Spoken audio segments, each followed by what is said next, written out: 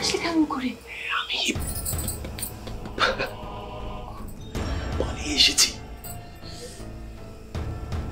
তুমি পুলিশের ওয়াল দিয়ে পালিয়ে এসেছো? পুলিশের ওখান থেকেই পালিয়ে এসেছি। আমার বোন আমার হাতে অস্ত্র তুলে দিয়েছে, আর আমি পুলিশের ওখান থেকে পালিয়ে আসতে পারবো না।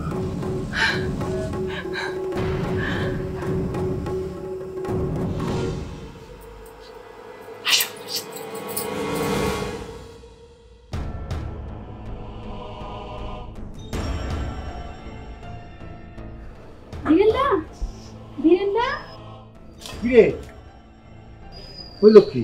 তুই হাবাইতেছিস কে? কি হইছে? বীরেন্দা, বাড়িতে না পুলিশ আইছে। কি কস? বাড়িতে পুলিশ আইছে? কি জন্য আইছে? কি জন্য আইছে তা তো জানি না। হায় হায়, পুলিশ আনছে কেরা?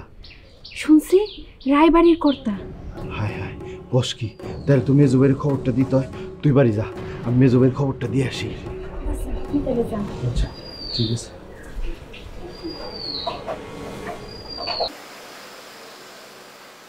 তারপর ভোরবেলা আমি পালিয়ে আসলাম।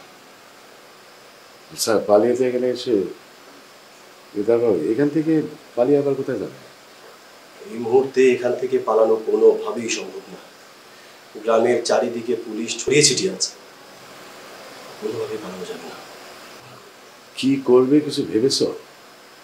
আমি আসলে দাদা অনেক ভেবে চিন্তে সিদ্ধান্ত নিয়ে এখানে এসেছি।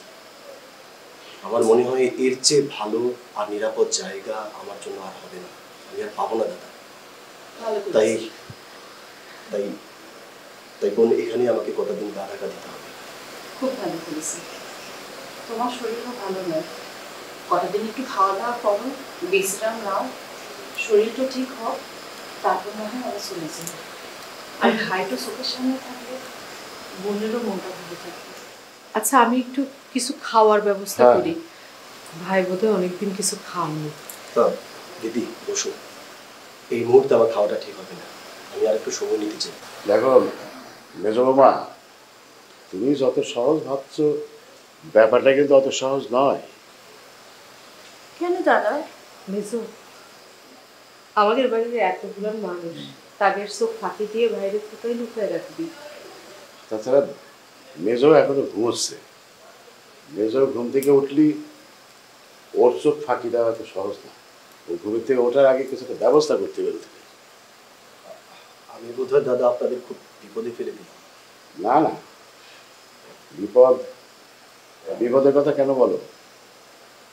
বিপদ তো তোমাদের পায়ে পায়ে।